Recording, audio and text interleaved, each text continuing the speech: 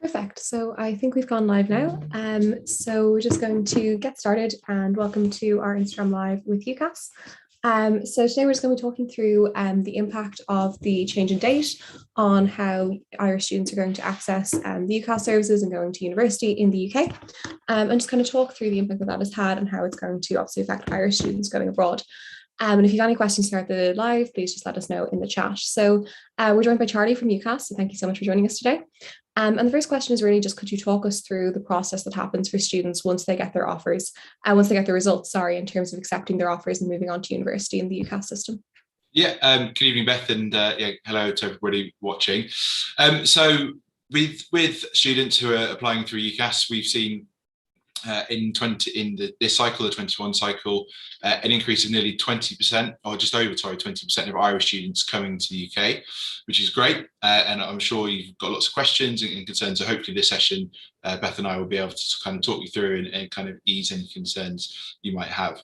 So for students who are waiting for their results to be released in September, hopefully most of you will be at the moment have responded to offers that you've received. For those of you who've accepted conditional offers, what will happen is in September, when you receive your results, we will also at UCAS receive your results, pass them on through our application systems to the universities or colleges that you're holding offers at. Those universities and colleges will then receive your results, review them, and then they will make what we call a confirmation decision. So if you've met the conditions of your offer, then they will automatically confirm your place, and then you'll be confirmed at holding that place. If you haven't quite met the conditions, but you're close to meeting the conditions, you might also be accepted. And that does happen a lot. So don't assume when you get the results, if they're not quite what you need, that you haven't got your place. So lots of students do kind of near miss, but then end up placed at their firm choice. So that will be a process which happens automatically. From us receiving results, we pass them on within 24 hours to the universities and colleges.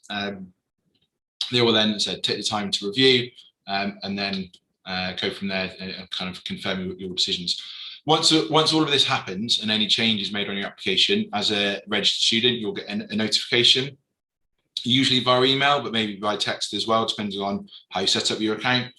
And that would just say there's been a change on your application, log in, and then as soon as you log in on UCAS track on your homepage, it will say your status. So if you're holding a place at a specific university, if you then place that university, it will say congratulations, your place is now confirmed at, and then the chosen university and course. So in a nutshell, that's a very kind of brief overview of what will happen when your results are received in early September.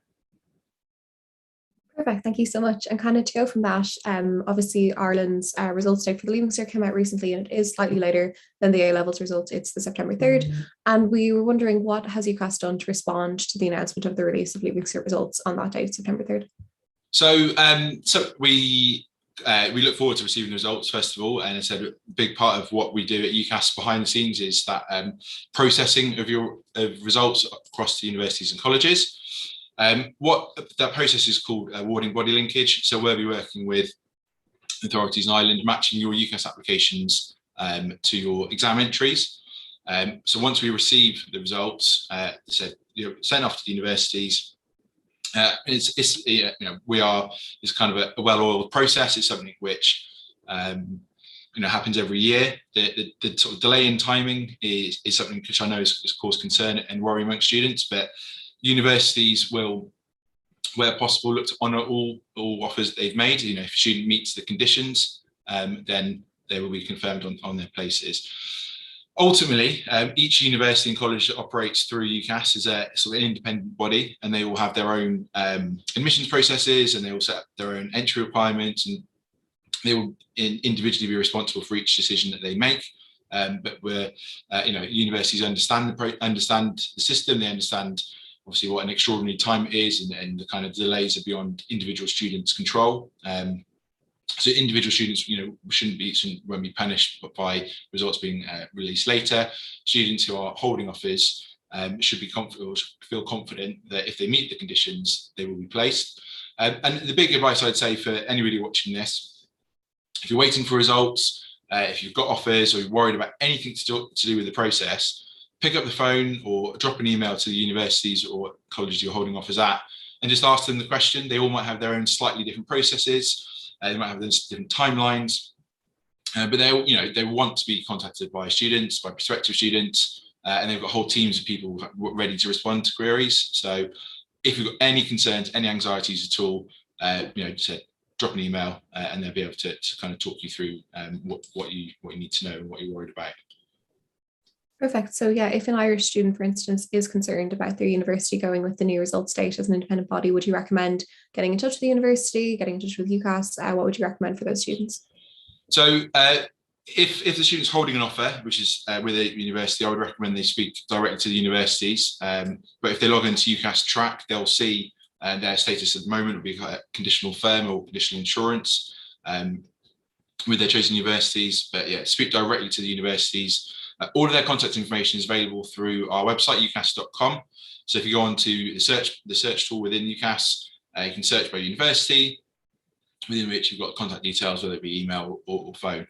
One thing to say, and most universities have kind of adapted really, really well. This is obviously in England at the moment. We're still under kind of some forms of social restrictions and some kind of social distancing. So lots of university staff are still working remotely.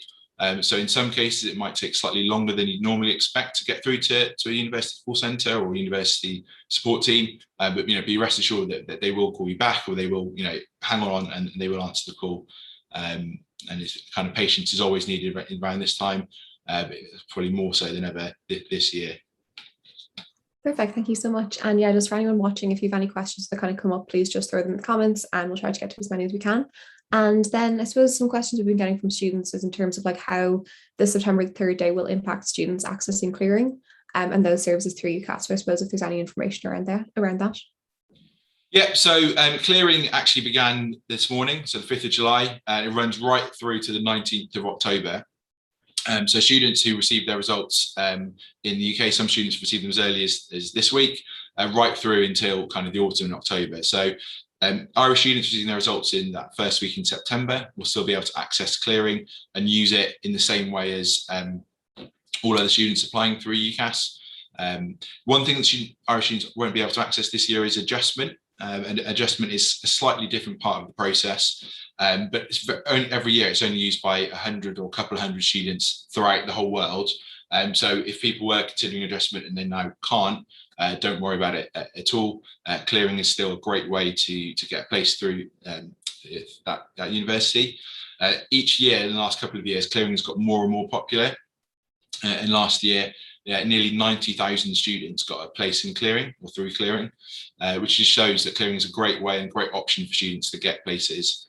So don't be put off by clearing. I know sometimes people think might have a negative connotation, but clearing is a great and well-established way to get a place at a university. And as I said, clearing is available for students right up until the 19th of October. So plenty of time after results are received to take a breath, research your options, find out what's right for you, and then go from there. Fantastic. And another area of concern that we've been getting a lot of questions around is accommodation.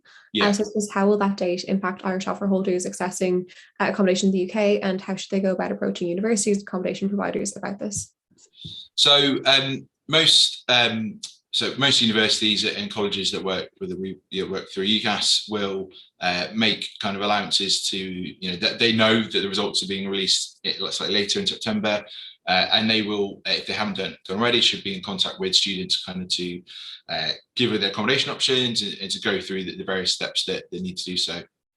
With accommodation, and I know this is probably it's not a uniform answer, but each individual university will take it slightly differently in terms of what they require from students, when they require it.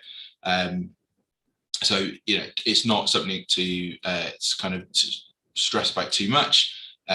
Even now, so you can reach out to universities and find out what's happening with the accommodation, when you need to do certain steps by.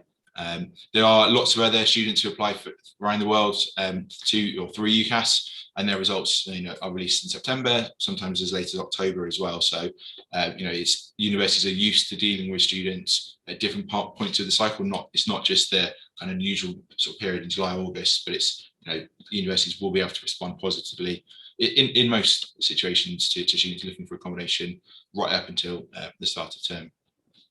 Amazing, thank you. And this might be a bit of a rare situation, but I suppose what happens if a student's term date is before or very close to September 3rd? So say, for instance, they're in a situation where they're actually getting the results after they're due to start term, or perhaps only a couple of days after, a couple of days before they're due to start term. What would they do then in that situation?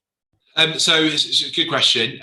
The vast majority of UK higher education courses will start towards the end of September, if not early October. Now, the exceptions to that are some nursing type courses or courses related to healthcare. And we know that Irish students, the most popular subject amongst Irish students coming to the UK tends to be nursing and related healthcare. So if students watching this, if you've applied to courses that have a start date maybe the 1st of September, maybe even early before that, speak to universities now, so they will understand exactly the process and the concerns that you'll have, and they will have arrangements in place. What they will be will vary hugely depending on university to university. Some universities might welcome students to come over and kind of enroll, some might sort of wait and see, but it will vary from one institution to the next. So it'll only be a very small kind of number of courses, a number of students that are impacted by this. But please sort of pick up the phone or drop an email to your university or a college today or this week. Don't wait until sort of the end of August, September. Do it now. Be proactive.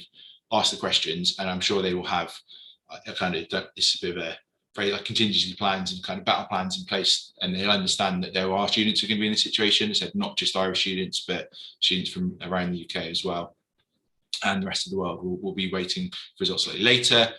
So they will have responses planned and they will know what to do with the situations. It's a really difficult, I sympathise massively. It's easy for me sitting here. I did my exams a few years ago. I'm now working. It's very easy for me to say, don't worry about it. And I don't wish to be patronising at all. Of course, it's a stressful time. And of course, you're going to worry about it. That's totally normal and understandable. But kind of be reassured that there are people out there ready and waiting and willing to help. So if in doubt, pick up the phone and someone will be able to give you your options. I think admissions teams have over the last year had to be flexible, with everything that's happened. And they'll continue to do so and support students in the best way that they can. Brilliant. And I suppose just before we move on to kind of broader questions around UCAS, if any sixth years watching, outgoing sixth years, I should say, have questions around the impact of September 3rd that we haven't quite got to, please pop them in the chat now and we'll get to them before the end of the live. And just while we have you here, we wanted to ask you a bit about the general UCAS application process for maybe fifth or sixth years that are considering applying to UCAS this year. Or when they go into sixth year as well. So firstly, could you just walk us through how a student goes about applying through UCAS to universities in the UK? Yeah, so for students looking to start university in the UK in 2022, what they'll do this year for the first time is go on to ucas.com. They'll create what we call a hub account. So through the UCAS hub, you can do your research, or you can find your university choices, your options. And then through that, you'll make an application. And what you'll do is you'll take time to kind of complete the different sections. So you have to complete a personal profile, you go through and you can select choices up to a maximum of 5. As part of your application, you also have to complete a personal statement, which is basically a document telling the universities you're applying to why you're applying to the courses you're applying to and why you're the right candidate to be applying for those courses. There's lots and lots of advice for the personal statement on our website, ucas.com, and also through the hub. There's lots of kind of interactive tools to kind of help you think about writing a personal statement. You can't submit your application for 2022 until the first week in September. So it's the 8th of September is also the date that the new cycle opens for submitting applications. And then depending on what you're applying for, you'll have slightly different dates that you need to complete your application. So students who are considering courses at Oxford and Cambridge and in medicine, dentistry and veterinary science will have to apply by the 15th of October. So not too far away now. And then students applying for any other course will need to get their application in by the 26th of January 2022. So obviously a bit longer time. As part of your application as well, you'll need to write or have a reference submitted to your application. So this will usually be written by either a counsellor at the school, a teacher, somebody who knows you that's able to support your application for university. What I would say with the application, if you are kind of worried about it, on our website, there is a whole range of different kind of support tools that guide you through the process. The application form has been completely modernized this year to have interactive kind of help videos and information. We also, through our own social media channels, do lots of live Facebook and Instagram sessions giving advice for students. We have sessions for students from all around the world, as well as kind of UK students. So do follow us on kind of Facebook and Instagram if you don't already. It's UCAS Online on Facebook. And if you just type UCAS into Instagram, you'll come up there as well. Lots of great advice, and it's kind of pushed out through those channels all of the time. But the application form is the same whether you're applying from Ireland, whether you're applying from the UK, America, anywhere in the world. All students will go through those steps, those processes, and have the same requirements to complete. So that's a very kind of quick sort of overview of the process. And so, like with students applying for this summer, if you've got any questions, look at our website, look at our social channels, or contact us directly. We've got a whole teams of people who speak to students all day, every day, all year round, ready and willing to help. Brilliant. So that's all the questions we had. Thank you so much to Charlie for joining us today to go through those questions. And as always, if we've missed anything or you didn't have a chance to ask it during the live, send us a DM and we'll get back to you as soon as we can. And thank you so much to UCAS for joining us for this live. My pleasure. Thanks, Beth. Thank you.